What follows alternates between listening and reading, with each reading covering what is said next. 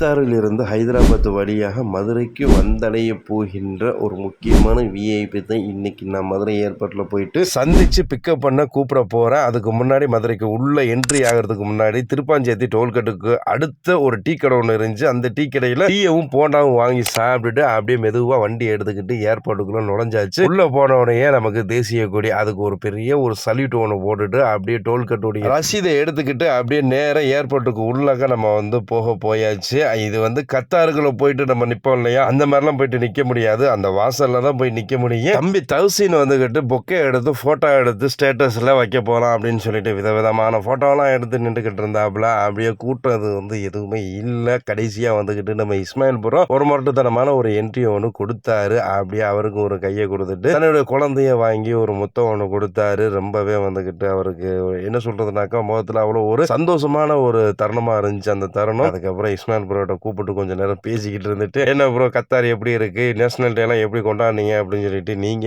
இல்லாதனால ஒரு குறையா இருந்துச்சு ப்ரோ அப்படின்னு சொன்னாரு. சரி ஓகே, வேர்ல்டு ஃபேமஸ் மதுரை பன் பரோட்டாவுக்கு கொண்டு வந்து வண்டியை நிப்பாட்டியாச்சு. இதுவும் திருப்பாஞ்சேத்தி டோல்கட்டை முடிச்ச உடனே லெஃப்ட் சைட்ல இருக்குது எம்டிஎஸ் பேக்கரியை ஒட்டுனாப்புல. அங்க வந்துகிட்டு இட்லி பூரி தோசை எல்லாமே வாங்கி சாப்பிட்டு கொண்டு வந்தோம். எனக்கு கொடுத்த இட்லி ராமேஸ்வரத்து தீவு மாதிரி இருந்துச்சு. என்ன இது அப்படின்னு சொல்லிட்டு சிரிச்சுக்கிட்டே நாங்க எல்லாருமே சாப்பிட்டுட்டு வண்டி எடுத்துட்டு ஒரு இடத்துல நிப்பாட்டினோம். அந்த இடத்துல வந்துகிட்டு நாத்து எல்லாம் நட்டு இது பண்ணிக்கிட்டு இருந்தாங்க, விவசாயம் பார்த்துக்கிட்டு இருந்தாங்க. சூப்பரா இருந்துச்சு. அடுத்த ஸ்டாப் நம்ம நேரா ராம்நாட்ல இருக்கிற கேடிஎம் சென்டருக்கு பக்கத்துல வண்டியை நிப்பாட்டிட்டு ஒரு சின்ன ஒரு வேலை, அந்த வேலையை முடிச்சுட்டு அப்படியே நேரா உச்சப்புல்ல போயிட்டு நம்ம பிரதரை கொண்டு போய் டிராப் பண்ணிட்டு அப்புறம் வீட்டுக்கு கிளம்பியாச்சு. போற வழியில செம்ம டிராபிக், என்னமோ தெரியல. இந்த ஒரு வாரம் ஃபுல்லா ராமேஸ்வரத்துல சரியான டிராபிக்கா இருக்குது. ராமேஸ்வரத்துக்கு வரக்கூடிய மக்கள் எல்லாருமே பார்த்து கவனமா சேஃபா டிரைவ் பண்ணிட்டு வாங்க. Follow, subscribe. Thank you for watching.